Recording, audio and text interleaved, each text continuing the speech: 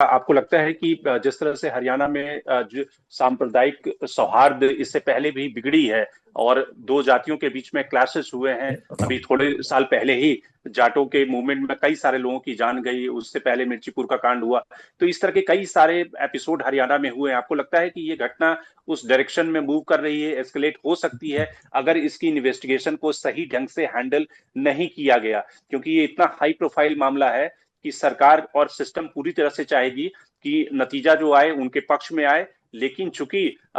जिस तरह से आपने देखा कि एक एएसआई ने सुसाइड किया और उसमें सुसाइड नोट में जिस तरह की बातें लिखी गई है, वो कहीं ना कहीं एक बानगी दे रही है कि इन्वेस्टिगेशन इस घटना की गलत डायरेक्शन में जा रही है और उसके पॉलिटिकल रैमिफिकेशन आगे बढ़ सकते हैं।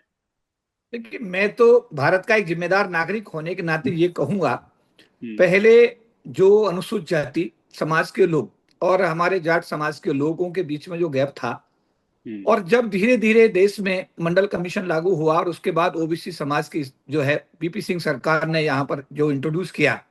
उसके बाद बहुत सारे लोगों को समझ में आया, अखिलेश यादव जी को ये समझ में आया कि हम भले ही कृष्ण भक्त हैं, लेकिन अगर हम मुख्यमंत्री का आवाज छोड़ेंगे तो हमारे घर की भी जो है ना लिपाई पिताई और धुलाई होगी।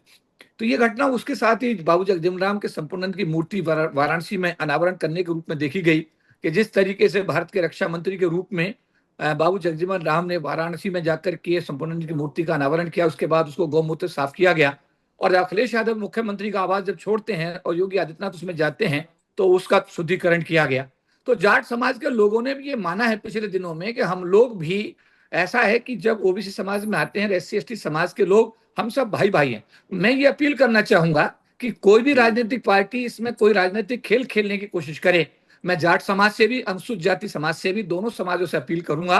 कि आप सब लोग भाई भाई हैं, भाई बन करके अपने अपने प्रदेश में यानी कि हरियाणा प्रदेश के अंदर आप जो है भाईचारे को हर स्थिति में कायम रखें। जो अधिकारी की डेथ हुई है, जिस अधिकारी की डेथ हुई है, वो देश के जातिवादी सिस्टम का शिकार है। और जिस